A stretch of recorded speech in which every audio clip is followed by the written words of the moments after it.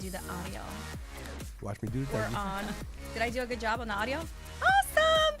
Welcome to another segment of Market Overdrive. I am your host, residential real estate broker with Coldwell Banker. My name is Karla. And with me this week, not Graco Funes. Definitely not Graco. I miss Graco. Where is Graco? I don't know, but the louder, prouder version is here. The louder, prouder. The louder and prouder version is here. Welcome back. Nobody needs Graco Funes. I'm loving your tan. We got Mo in the building instead. Who dat? Who needs Mo dat? Modat. If you put together Nick and then my tan, you get a Graco. So if you combine Nick and I, you get one Graco. That is This so is cute. true. That is so cute. This is true. I don't know about all that loving. Who else do we have in the studio? Who's introducing who today? Mo, you want to introduce I'll our introduce guest? her. You I go think ahead we and just introduce our figured out guest. how to pronounce her last name. Grace Goro Kaage. Kaage. Kaage. Very close. Dude, we went over this like butchered 15 it. times. 10 You still times we screwed up went somehow. over it, and I I still also butchered it. respond to Kaage, which I think sounds a little bit cooler, but Kaage technically, yeah. Girl power in the room. Love it. It's kind of balanced. Because I'm not two liking and all two. this like Nick love that you've got going on social media, Mo. I'm like a little jealous, She's so especially because jealous. everybody's always talking about how awesome you're doing on Market Overdrive, how you're going to replace me, how I'm not coming No, back. he is not going to replace you. I've already opened my. He's gonna I've replace offered my Nick. seat for me. Okay, listen, stop combing and scratching your hair. It looks very unprofessional. What are you doing? Start combing your hair. I did today. It looks great. Anyway, enough about me and you and your hair. Welcome. How are you? Good. I'm really glad to be here. This is awesome. I'm in the super studio. excited about you two. You guys are killing it in the industry. You're doing a lot of fun stuff at YPN. What's going on with that? Yeah, we're having a lot of fun at YPN. So Mo is the chair. I'm vice chair. And we're planning a few new How'd you guys events this con that? year. Well, they, so you've been on the YPN before. They say, hey, you know, current chair or incoming chair, you get to pick your vice chair. And the rest of the board's going to be mad when they hear this. But, you know, they're like, pick your vice chair. And I picked who I thought was going to be an awesome fit. And she's amazing. I love it. Aw, thank incredible. you. That's awesome. Yeah. Are you happy? Are you excited? Oh, Scared? I'm so excited. I'm really excited because this year we're doing a new event that was kind of Mo and I have been talking about for a while, this kickball event. It'll probably, what is it, June? Yeah, I think it's June 7th or June 27th. We're trying to figure out a date. And we're going to have, and you guys should come. Lenders can do it. Real estate offices can do it. Anybody who's a part of CAR can do it. We're going to have a kickball tournament. It's going to be a citywide kickball tournament. It's going to be for charity. It's going to be really cool. It's going to be 4 or 5 hours long. And I'm bringing literally the Robo Gym of Main Street Real Estate Group. The whole company cannot show up. I'm going to pick and choose the best of the best. Yeah, it's and getting you guys are really all screwed. competitive. Wow, that's awesome. So it sounds like you guys want us to work 4 hours of just sports or? And drinking. Oh, okay. There's I'm going to be there. some drinking All right. involved. You sold Can't me. really be a you sports had me at event hello. without some beers, I right? know. Yeah. I'm not very sporty, but I am competitive, so I'll definitely try to be there if it works with my schedule. Oh, great. That'd be fun. Let's get on with our segment today. So today is a very kind of different topic that we have because we're always saying buy, right? But today we're going to structure it a little bit different for you. It's going to be more of like how to buy these properties that need work because everybody gets so psyched out about HETV, design to sell, or what is it, flip it or leave it or keep Flip it. or flop. Flip or flop. But I love your topic. I love the idea that you wanted to come in here and share with our audience how to structure a loan for buying a property that needs work, and B, when to stop over improving and how to analyze that kind of purchase so that it becomes a healthy purchase overall for the long term of your purchase. So Mo, before we start with that though, can you give us a quick bio on your guest today so that we know why she's here? Yeah, I mean, I'll let her kind of tell more of her story, but I know Grace and Julia are partners in the Goro Brenner Group. Brenner Group. You're at with that properties. Yes. And I'll let her take it from there. When did you get involved in real estate? So it's hard for me to like pinpoint a date on it, right? Because my family's been doing real estate for a really long time. My grandfather was a broker. My dad was the managing broker of the Coldwell Banker office over in Lincoln Park, and before that it was Kinnigan Stray. So I specifically remember going on broker tours back when they used to take the buses around on Take Your Daughter to Work Day. And I got licensed at the same time as I graduated college. Started with Coldwell Banker. I was there for like 6 or 7 years and then moved over to App Properties, and it's been really great. Awesome. A family of brokers. I think who else here was like a family of people in real estate? Well, Nick, your mom's in real estate. 30 years, man. Yeah. I knew what a HUD was when I was like 13 years old, 12 years old. They had them back then. They weren't like typewritten. They actually had computers. They weren't used a lot, but no, it was. It's been a long time, that's for sure. So, you grow up listening to things like closings, and I mean, as a kid, closing means bad, closing means good, denial means bad, under contract, all that stuff. Yeah, so 30 years they've been in business, and I've been kind of just tugging along with them. I was the opposite. Dad was a doctor. I was supposed to be a doctor, and then one day I broke his heart and didn't become a doctor. Break his heart. Oh, I did. I mean, you're a superstar now. Look at you, Yeah. law firm. You're too kind. Grandpa was a doctor. Dad was a doctor. I'm Middle What are you Eastern, trying so to I say, should Mo? be a doctor. Why didn't you want to be a doctor? What happened? I got through 3 years of pre-med, and I suck at science. I suck at math. And really, if you don't love medicine, my dad loves it. Yeah. It's a tough job. 4 a.m, your beeper goes off, and they still have beepers. You got to get up and go to the hospital. And I was like, I don't love it as much as he does. So then I went to law school, and one thing led to another. But I definitely no realtors in my family. But you're doing great in this industry. I mean, thanks. again, with your law firm, and I still love Tim Simos. He is the best. If I text him right now, he'll respond. So kudos to that. You He have just a great got out of the team. dentist office. He got some fillings, so he could, but won't he's probably respond. drooling on himself right now. Don't tell his secrets. He's always making himself available. But your group as well. I mean, after today, you say you're going to Brookfield too to show properties. I am. I'm going straight to Brookfield. I got to be in Brookfield at 7:15. I think Grace has got to be in Bucktown. At Everybody's busy selling real estate. So within let's 5 get on minutes. with our topic I gotta then, be so we can absolutely educate nowhere. and elevate our listeners' IQ with respect to buying properties that need work. Today we're going to cover identifying after repair value. What does that mean to you and your budget? New construction trends, what to do to improve that property. Sometimes it may just be updating that kitchen or bathroom, and we'll tell you what not to do. We're also going to talk about the manageable repairs. What is a manageable repair? And also how to repair that property with a limited budget. So do you want to start, Mo? I know you have a list of questions that you have for our guest today. Yeah, no, just kind of introducing the topic. A couple weeks ago, we were talking about how there's not a lot of inventory. And right now, when the inventory pops up and it's really nice, it typically flies off the market. So a lot of buyers are stuck looking at stuff that's not that updated, but then they're thinking to themselves, what the hell do I do once I'm buying this home that needs a new kitchen, needs new floors? So the reality is a lot of people are stuck buying homes that need some work, but are fearful of it. So I'm going to pitch it over to Grace and say, when you're looking at properties like that, what are you looking for as far as valuation? Are you working with somebody on the front end to think, the value is this much, and then you need, to budget for this much, and then you do a CMA for it after it's all done? How do you approach a home with a buyer, especially one that's newer, that actually needs work? So I first started noticing that this was going to be something that would become more and more prevalent when we started taking buyers out, and we're seeing so many multiple offers.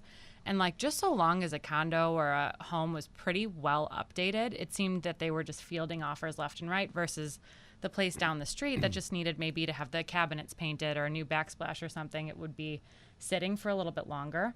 So I started having conversations with my clients about okay, well, you could go in and try to win this bidding war, or why don't we take a look at this property down the street and try to price out some options with you, get some contractors over there, and let's see what we're looking at. Because by and large, I think that you risk overpaying when you're going Heck in. yeah. Right? Don't you think? I'm always a big fan of wherever the cattle goes, go the opposite way.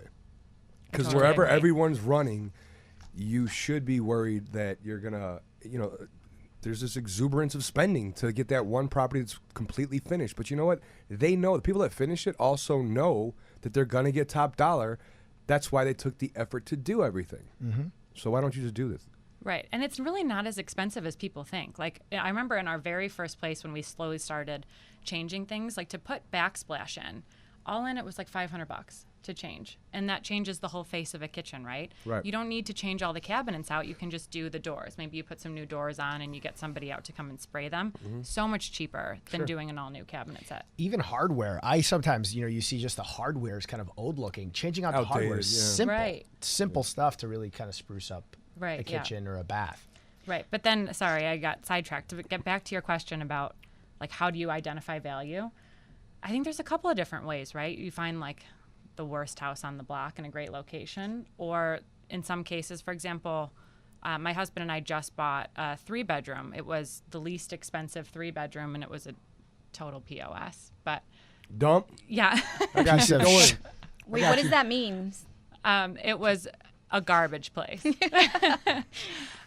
So needed a lot of work, but it had 3 bedrooms. It's a lot of potential. Space is something that you can't modify, right? So you just need that to work with. So you go with those things that have something that you can't change and figure out what you can. And so just basically what you're saying and you're advising our listeners is to identify value. So as long as there's good bones in the property, great floor plan, a lot of square footage, you can be in this building that, maybe use that remodel property as a model or as a, like a benchmark of what you want your place to look. Right. Because that's what, once you rehab it or you make those modifications, then your property is going to be worth just as much as that one. Exactly, yeah. And so I always tell people, you cannot change the location, you can't change the size for the most part. Maybe if you got a house, you can pop the top, go bigger, put an addition on. Especially in condos, you just cannot add size unless you buy your neighbor's unit, knock down a wall. Some HOAs don't even allow that. But location and size matter so much. You can change a kitchen, you can change bathrooms, you can change flooring. All that stuff over time you can change, but you're right. Size, like you guys looked, you wanted a 3-bedroom, it was big, and you're like, okay, now I can start doing things step by step by step, which I think is really, really important. Right. So, but let's go back into identifying after repair value, though. How do we stay within that margin so that we don't overspend on a property? I think you've really got to know your market, right? So the answer is work with a realtor that understands that market. exactly, right? I hate to do like shameless plugs because we're all realtors, But it's not, because we just want to let people understand that that's what we do for you, right? Exactly. Yeah. I mean, if you can't find something that has a potential to make you some money if you don't know your neighborhood, if you don't know the area, and if you don't know what's the average price per square foot in that area. And most buyers don't. They need realtor professional help. So Right. Go ahead. Do you ever, let's say you're doing a place, your 3-bedroom, do you ever bring in a contractor and talk to a contractor about, hey, how much is this going to cost? Or have you gotten really good at knowing, hey, kitchen is this much, bath is this much, flooring? Oh, absolutely. I'll bring a contractor in. Like I'll have an idea of like where I think it will be, but it's good to have a budget going in. Don't Contractors you think? find things that sometimes our eyes don't necessarily see, like that could be a plumbing problem over there. That could be, there's certain things that, I'm good at an idea of how big a kitchen is and how much a kitchen typically is going to cost. But then they come in and they just find stuff that I didn't.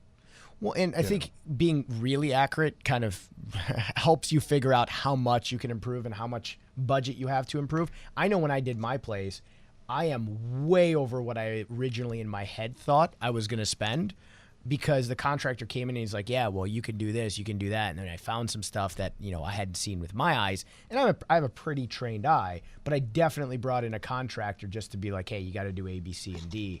Are you seeing anything that developers are doing that you'd like to see more of?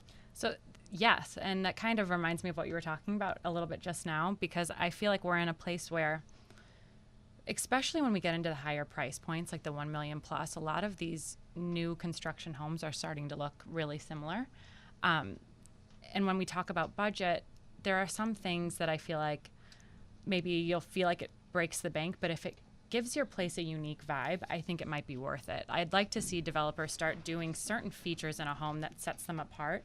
Because when I'm taking my clients through, for example, to have them see all these different homes, they blend together a lot. Are you guys finding that too? Completely agree. And I think that a lot of people are just missing the boat, right? Because they're not seeing what buyers are looking for. And so we're talking about multiple, bidding wars. There's properties that are not available. And we're trying to invite you or encourage you to look at that property that may not necessarily have all the wow factors. And even new construction may not have all the wow factor because they're all like cookie cutters, right? Right.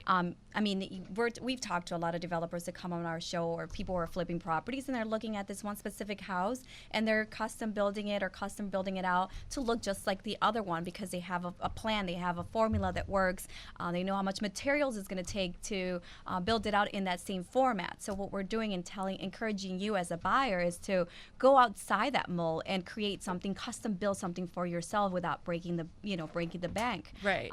But you're saying that you bring a contractor, right? That's another flexibility that you have with the property that may not necessarily be the shiny penny on the block, right? Because if you're working with a professional realtor, that realtor is going to go and it's going to stage that property. They're going to paint that property. They're going to make it look wow, right? So you're going to have multiple bidding wars because we underpriced it or whatever it is that we did. But then the next door neighbor's home that maybe didn't have the realtor who went above and beyond to list that property, and maybe still has the carpets and still has that ugly kitchen, you bring them in, and at that time you do have the flexibility to give yourself more time to bring in a contractor to say, okay, this is what it's going to look like if you paint the cabinets, this is what's going to look like if you change the actual hardware on the cabinets, right? And even in that $1 million price point, you want to get away from the cookie cutters and really custom build something. So I think it's a great option. Yeah, I totally agree. And something really easy to do is to focus in and zero in on a specific part of a property and really determine, okay, where's a feature that I can change and make stand out and make it a little bit unique, right? Maybe you do, maybe you want a fireplace that looks like it's entirely marble. Well, you can swap out porcelain instead. It's a lot more cost effective, and you can have this great feature and piece. it looks just like it. And it looks just like it. Yeah. And it's beautiful, and it's something that might set it apart from another place, or you can go in the bathtub and do a number of different features or custom tubs, and maybe you spend a little more money there and you save in some other places, but it makes it unique. I should have had Grace come to my place because I way overspent on everything. But not everybody has your budget, Mo. No, Come on, stop trust me, bragging. you're saying that, but I didn't. And, that's why, I've done almost everything except my master bath on the first floor, and now I've saved to do my master bath. But I was like, I'm not going to do cookie cutter. I'm not going to do it. I ended up with dark floors, gray walls, white kitchen, white backsplash. So I went as cookie cutter as I could get because I just kept going on and on and on. And I was like, all right, that looks good. And I went cookie cutter. But yeah, I think having, I'm hearing the car now? again. There it is. He did it to me. He always waits until I'm mid-sentence. So that's He just hit the button. I didn't hit the button. That is not me, dude. I don't have a nitro button. So the But I'll get to that. Vroom vroom that you just heard. Yeah. means The what? that a nitro. The vroom vroom? Vroom vroom. Means a nitro question is coming. I didn't explain to her what a nitro question is. That So you're we're about to not freak her supposed out. to. I just want that We're sound supposed to just follow drop me around it. in daily life. That's what I walk in every I'm room so with. I have it in my pocket on my iPhone. I'm walking. And then it's like Right. she's gonna change her last name. It's like There you it have, goes you again. have an aura. Look, here comes Miss Kaage. Oh my gosh, All right. I love it. My The race nitro car name. question. It's a question we give our guests. We surprise them with it, and hence you are surprised. The nitro question today is brought to you and sponsored by Tamika Scott Reed from Money Matters Financial Peace. It is that time of year. Get in there, do your taxes. Get Uncle Sam to pay you back some of the money he took along the way. Today's question. does that? He does gives money take a back? lot. He does to some people. I don't I have money yet to back. witness this since I was working at a car dealership as a porter, but okay. Anyways, the nitro question today for you is, speaking of POSs, we want to know share with us a story, what was the absolute roughest piece of coal you've ever had to deal with, and some type of well, give us a happy ending. Something that you thought was an absolute disaster, and somehow when it was all of a sudden somebody bought it, went all in, and you're like, I don't know if I would do this, and then it turned out to be everything you're saying today. Mm-hmm. Don't need to answer right now, because we also want people to kind of just string along and hear this out. So Okay, so you want me to think think about about it? it, let it marinate, give us a story. If you want to, run with that a little bit and just tell us a funny story, go ahead. But we want to kind of have the epitome of stories that come off the top of your head with one of your POSs, as you would say. My happy I got story this I'll one. have to think about, the happy ending. But I do, All right, I we'll move will on. tell you, I will tell you that there was, We're going to get it later. Okay, We're going to get it okay, later. You we'll can get hold it on to later. it. So we can go forward. Go ahead. So, when you are doing these renovations, is there areas of the home that you think save some money and areas of the home where you're like splurge, spend some money? oh yeah, for sure. I think the area to splurge is going to be the kitchen. I think in any property I did that's where you spend your money. Like if I'm going to buy something spectacular, it's going to be because the entertaining space is pretty amazing. That and the master bath. I think when you're looking at saving versus splurging, there are features that people know really well that they're nice, right? Like if you're looking at growy fixtures or nicer appliances, Wolf, Viking, Thermador, things like that. If you can splurge there, I think that's great. Now, things like vanities, lighting fixtures, you don't really notice those as much. You don't know where they're from. It's harder to determine value when you're taking somebody through it when you go to sell it. I think you should probably save there. What do you think? With the lighting, you said? I think so. What are your thoughts? Yeah, don't on go that? to Restoration Hardware and buy all of your lights because you're going to go way over budget. But It's so depends, beautiful. though, right? It It Because is beautiful. Well, there goes our sponsorship from Restoration Hardware. Don't worry, I spent some money there, so All right. bring them back in. No, I agree. I think kitchen obviously is the absolute big one. A, it's a wow factor. B, people hang out in their kitchens. I spend most of my time in my kitchen, and it connects to my living room, but most of my time spent just hanging out in my kitchen. So I think kitchen's the big one, and like you said, they're defining factors in a kitchen, like the really nice appliances. People notice that. But yeah, nobody knows where my vanity's from. Nobody knows where most of my lights are from. Right. I point out that some of my lights are from Restoration Hardware, but they would have no idea where they came from if I didn't point them out. I have mine flown in from the south side.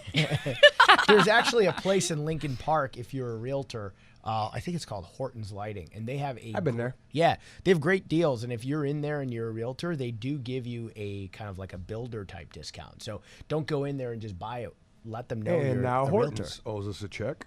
Yeah, so plugging them, so you can go there. Great lighting too, and it's probably half the cost of Restoration Hardware. So I tell all of my clients, shop it around, but you can find a light fixture that looks just like the one that you found somewhere that's expensive. Right. in Even tons on of like other places. Overstock and Wayfair and Yeah. those kind of websites, if you're really trying to save, you can find some pretty good. right, you can get lighting and stuff from that. I just want to point out though, like let's be strategic when we're advising our clients or listeners to splurge, right? Because if you're buying something, remember this is completely different from flipping properties or buying so you can resell it. We're advising you to buy something that it's not going to be in a bidding war, that you can just customize for yourself. But when it comes to overspending, I mean, I frown upon that, right? Because eventually you're going to want to resell this. And of course, you're going to use it for your own. So you're going to enjoy your little, $800 light fixture or fan. I'm not going to say who bought one that cost that much. But, if you're going to splurge in that kind, that it's just for your own sake.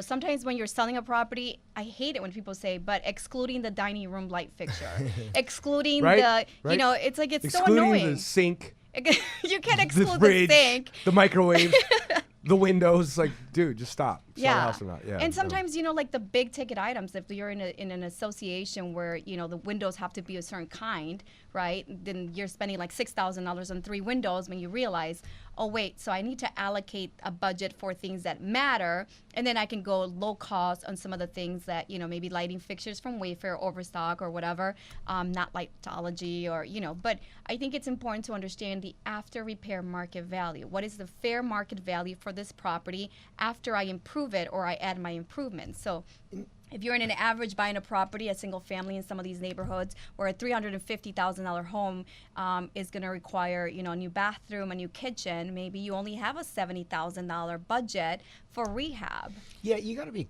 strategic. So if you're doing $1 million home, you better believe you're doing the Wolf and you're doing, a Thermador sure. and stuff. Yeah. And if you're not in that sort of budget and the budget calls for KitchenAid or whatever else you're putting in there. But or the truth of LG, the matter is that your multi-million-dollar homes are not flying off the market. We're talking about that average price point of single families where properties are flying off the market, and you need to create inventory for yourself and maybe look at something that may not be a shiny penny. I think it also depends on if you're buying it to hold it for a long period of time or you're buying to flip it. Because, we don't know the market 5, 6, 7 years from now. So, like, I know unless something happens and I win the lottery or something bad happens and I don't have a job anymore, I'm going to live in my house for the next 10, 15 years. So I over-improved a little bit, but for my own sake. But I always tell people, if you're buying to then sell it relatively soon, I think you and I were talking about this a couple days ago or yesterday, totally different conversation, because you got to make sure that you're not improving it so much that you can't then sell it. So when you're doing that and you're flipping, do you control that any differently, what you're putting in? I would, yeah. Well, it's a very different thing when you're flipping it, how you're saying, flipping it or doing it to live in. And to Karla's point, it's very easy to start throwing good money after bad. Like if you're not careful, all of a sudden you want to improve this and you want to improve that, and you've gone too far. But the people who are really going to help you to determine your budget and what you should be spending and whether or not this appliance is a good investment, it's probably going to be your realtor. I mean, if you need a professional opinion, you should call your realtor, because they'll tell you, look, you're in this price point. You're probably looking to sell, let's say, in the mid 5s or the mid 6s. You should be putting in a certain appliance for your market. You know, you don't need to be putting Wolf into a $500,000 condo. You're just not going to get that money back. No, and you shouldn't be using like the clearance section of Home Depot on $1 million property either, because it's not going to work. Yeah, you got to know your, like Karla said, your after renovation value, or you're ready to sell. Like I call it doing a CMA at the beginning and doing a CMA for when it's done. And then you're going to know what that spread is. And that's where the contractor kind of comes in and says, hey guys, this is what it's going to cost, but for, let's say, appliances. And then you know how much leeway you have. And for me, what I would do is then start picking off the stuff that I want to do within that budget. So if I know the total renovation is going to be 70 grand, but I only have 30, and the kitchen's 20, I might say, well, I'm going to do the kitchen first, and then slowly I'll do the rest of it. And if you're flipping and you don't have the budget, that's, Nick, you and I can kind of touch on that a little bit too. You can get into strategic lending. Yep. You know, you can take out a 203K loan. You know, you can put low down payment options in. So, you know, if you got $40,000 and you want to keep some of that in your pocket to do renovations, we'll do the minimum amount of money down, get as big of a credit back at closing as you can. Yeah. So your monthly payment's a little higher. And then once you're done with the work, refinance out of that loan. Right. I mean, you can't really do a flip on a 203K. No, loan, flip you but, can't. This is if you're going to do the refi and hold. You know, there's always, someone's always looking to make money. So you could always, we did a whole show a couple weeks ago about raising money if you need to. If it's a flip, you could always bring in a partner. You could always go to crowdfunding. There's a lot of different avenues to dig that up. You know, so yeah, flipping, cash or, you know, a hard money loan are typically the two ways you're going to do it. Flipping, you can do 25% down, 20% down. Some lenders will do it, but most of the time you're doing cash. Yeah. But I, with my first-time home buyers a lot, you know, they have their down payment amount and then they don't have the money to do any renovations. So I'll tell them, hey, listen, let's minimize the amount of money you're bringing to close. Let's get you a 5%, or if it's an FHA approvable property, 3.5% down. Let's reduce your costs with credits back at closing. Keep your cash in pocket, do the renovations, then refinance out of that loan and keep the house. So, you know, as much money as you can keep in your pocket if you got to do renovations as possible is kind of my goal with those buyers. Yeah, and we get people coming in for more of a long-term deal. I mean, they're taking the advice that you specifically gave about not going after the shiny penny in the bidding war and going the opposite way and just putting some of your own personal TLC and touch on your family's touch on this property. And, you know, sometimes I get clients coming in, they want to put down 20% on a $400,000 home. And I'm like, that's great. They're like, it needs a little work, and so, you know, got to figure out how we do that later. I'm like, well, wait a minute. How are you going to do it later?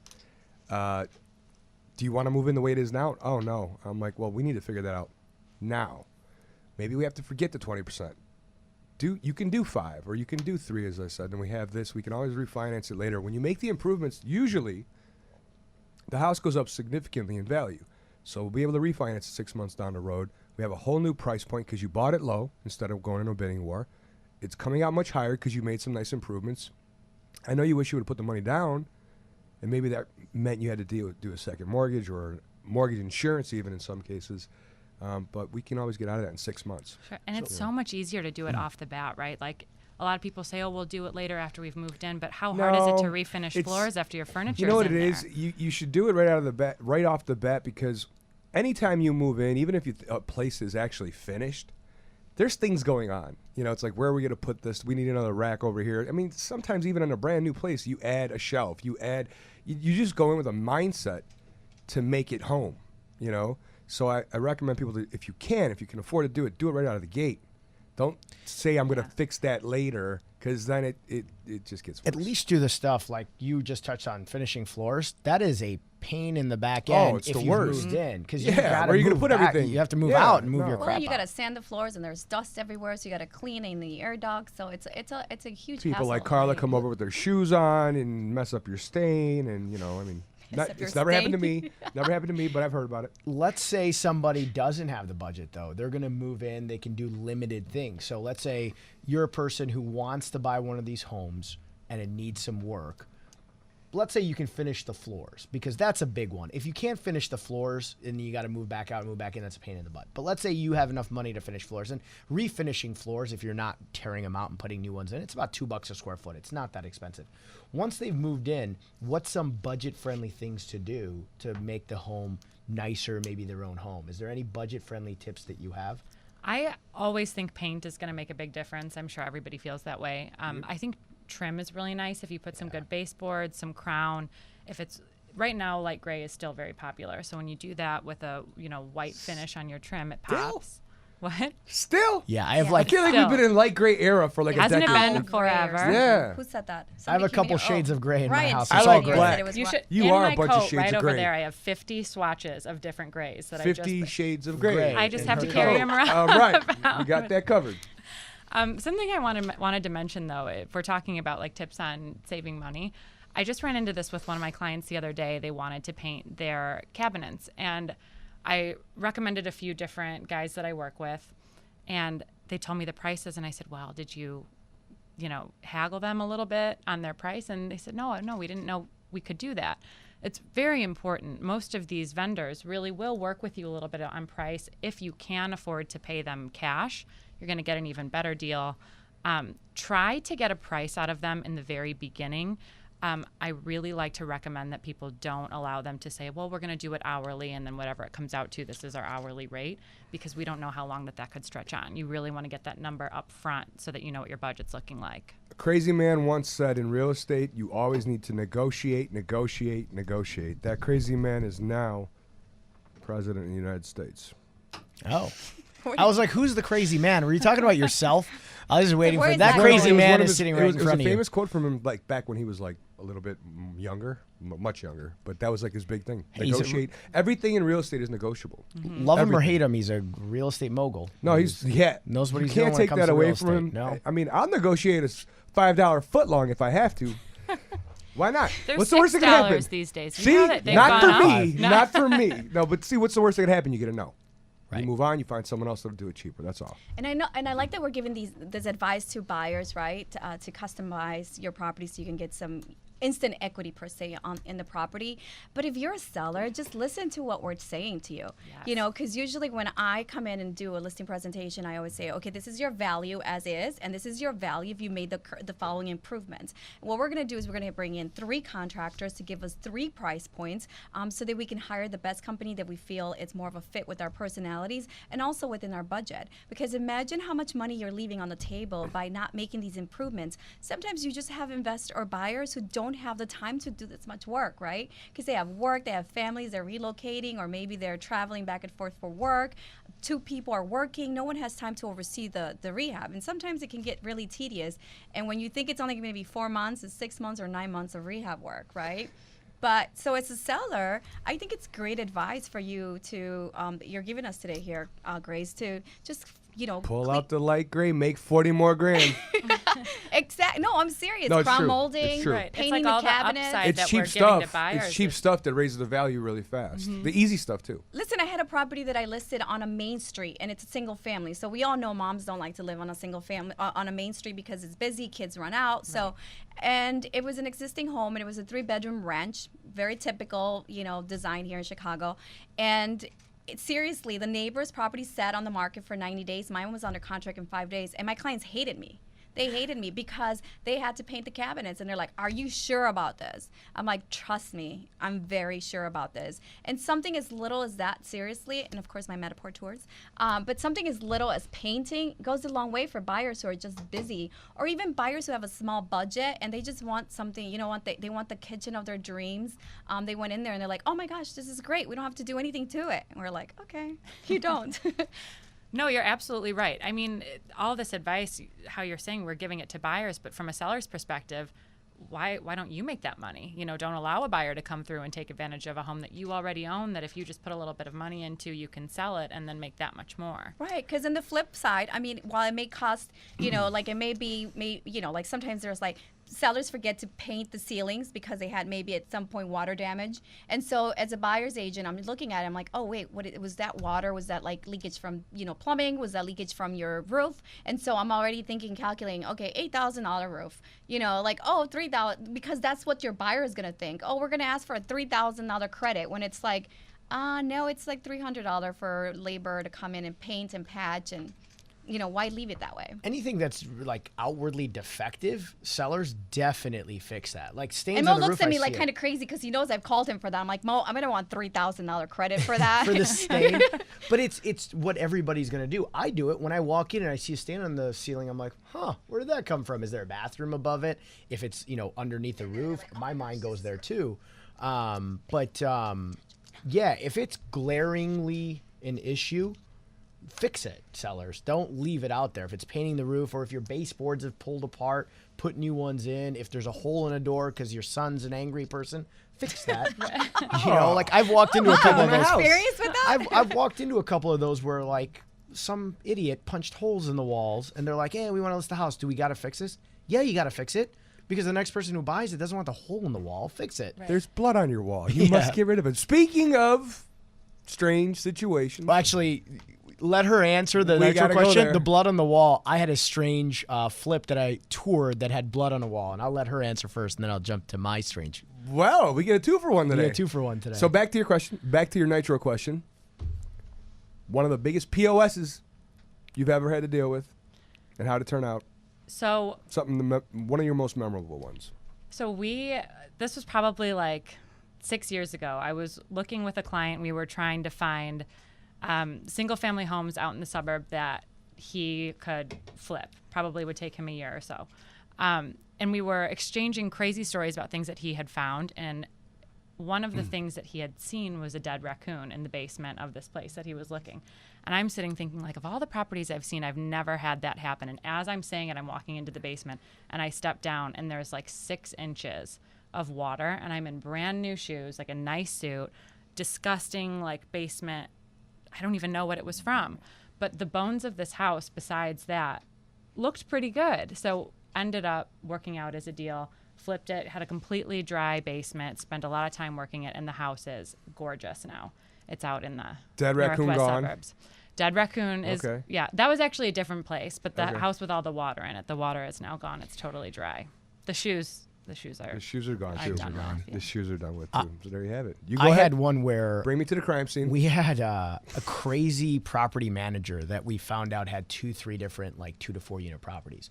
So me, Lawrence, thankfully, because I feel safer going places with him, and one of our contractors went looking at these properties. So we go in this like 3 unit, and he's like, "Hey, I had to chase away some people that were just hanging out here. They were doing drugs in here. I had to chase them out. So let's hope they're not in here." And I'm like, "The hell do you mean let's hope they're not in here? There's just a bunch of cracked out people in here." So we start going through this property, and we're stepping through a bunch of crap. And like the wall has like, it's got a bunch of stains on it. And I like kind of peek in, and the guy's like, and the property manager's kind of nuts. And he's like, "What do you think that is?" And I'm like, "Dude, I have no idea. Let's just get the heck out of here." He goes, "It's blood tracks from when they were shooting up. God. It splashed all over the Ew, wall, and they that's ran out." I'm like, terrible. "Oh," I was like, "What are you kidding me?" I was like, "I'm getting the hell out of here." I go, "Even if this is a perfect flip, I'm never coming in here." I looked at Ryan, who was doing the GC work, and he's like, "This is bad." So That's disgusting. that was the worst thing I've ever been in. And I just kept looking behind me to make sure that no crazy drugged out didn't people were feel jumping safe on in top that of me. No, I area. didn't feel safe. Oh, no. I was like close to Lawrence. I was like, if someone's gonna attack me, I'm gonna be next to that I guy. would be so horrified. I was pretty horrified. You want to make some money, but geez, don't risk your no, life. no. Yeah. I was never gonna go back in that place. But that That's was my crazy. worst one. It was bad. Do you have one over there since you came up with this ridiculous question? I always come up with the ridiculous questions. That's what I Oh. do. I don't have to answer them. I just come up with them.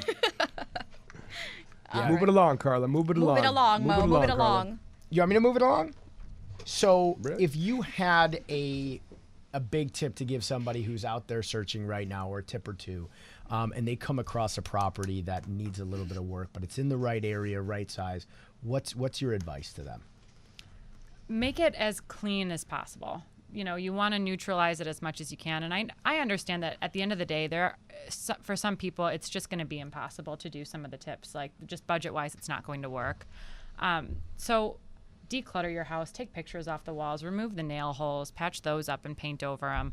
People, I feel like in our day-to-day lives, we're so busy and our houses get messy, right? Like our cars get messy. People have lives and it just never looks the way that you should. So when you're shopping for a new home, you're imagining this great life that you're going to have where your house is never going to be messy and it's always going to be clean. Try to project that when you're selling your house. Try to make it look as nice as possible. Get somebody in there at least to caulk the tub and have it look nice and clean and inviting. These are really small things that you can do if you don't have the budget to do, backsplash and new countertops and things like that. Great advice. I love that. Yeah, I mean, it's truly, fantastic so people advice. forget to do that, even painting the closets, right? Because it's all dirty. And it just makes a big difference because, again, buyers want to envision themselves in the space.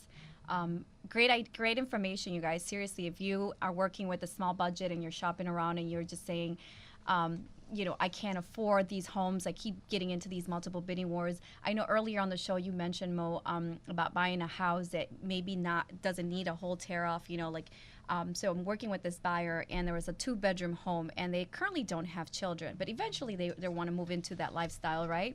So I said, why don't you just buy the 2-bedroom house that eventually, because it is a ranch, you can go up and add an addition or even a bungalow style home. In the back, you can always build out an addition. And so these are easy, properties where you can just build up or build behind.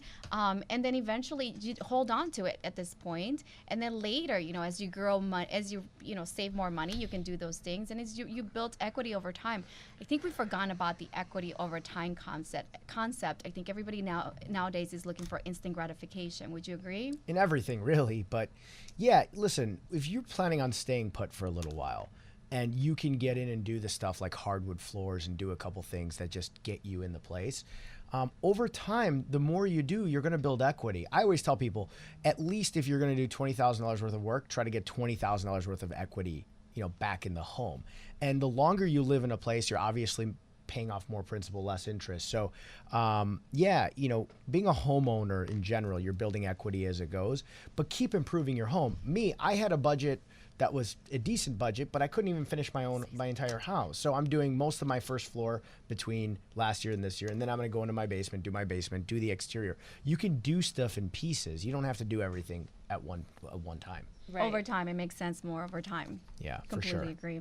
Great information, you guys. I think it's really relevant, like now as we're going into the spring market and it's going to be crazier out there. I mean, today was one of those weird days that, we're all racing to get here. We're all racing because we have more appointments all the way to 10 o'clock at night.